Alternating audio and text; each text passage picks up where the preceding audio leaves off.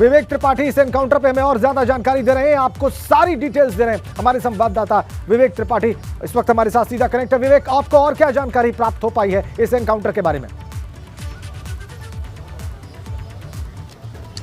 बिल्कुल राजेंद्र, देखिए बीते दिनों दिल्ली में छापा मारा था एसटीएफ ने, और ये पता चला था कि एसटीएफ को ये जानकारी मिली थी कि असद को कुछ लोगों ने वहां पर शरण दी थी और इसमें जावेद नाम का एक शख्स गिरफ्तार भी किया गया था।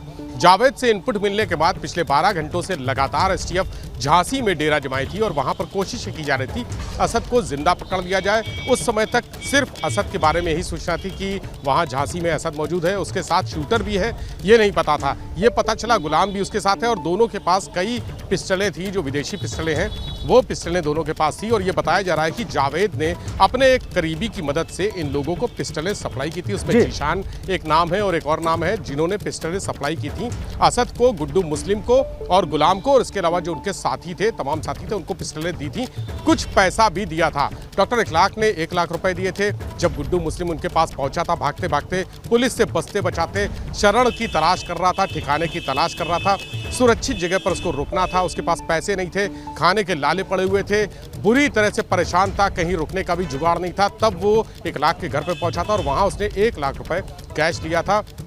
ये बता रहे हैं कि उस वक्त असद भी साथ में था, लेकिन असद इखलाक के घर नहीं गया था, अतीक के बहनोई के घर नहीं गया था, वो किसी जगह पर इंतजार कर रहा था। और जब गुड्डू मुस्लिम निकला है कुछ घंटों बाद, तब दोनों यहाँ से मूवमेंट कर रहे हैं और लगातार ये मूवमेंट पे थे, प्रदेश भर में भटकते रहे हैं। चूंकि थोड़ा पैसा आ गया था, कार्ड का इस्तेमाल मैं पहले ही बता चुका हूँ, क्रेडिट कार्ड या डेबिट कार्ड का इस्तेमाल नहीं कर रहे थे, कैश इस्तेमाल कर रहे थे। इस वजह से सर्विलांस में भी किसी तरह की सफलता नहीं मिल पा रही थी। लेकिन मुखबिर तंत्र से संपर्क करने पर कुछ सूत्र मिले थे कि वहां पर झांसी में असद को ट्रैक किया गया है, वहां लोकेट हुआ है। उसके बाद एसटीएफ की टीम बीते 12 घंटों से वहां पर पड़ी हुई थी। डिप्टी एसपी जो नवेंदु हैं वो थे और दूसरे डिप्टी एसपी दोनों साथ में थे। उसके साथ उनके साथ 18 लोगों की एसटीएफ की टीम थी, जवानों की टीम थी, कमांडोज की टीम थी। इन लोगों ने असद को झांसी के बड़ा गांव इलाके में पारीशा जगह है वहां पर लोकेट किया था और वहां दोपहर करीब 12 से 12:15 के बीच का समय बताया जा रहा है कि वहां पर इन लोगों ने उसको असद को ट्रैक करके घेरने की कोशिश की और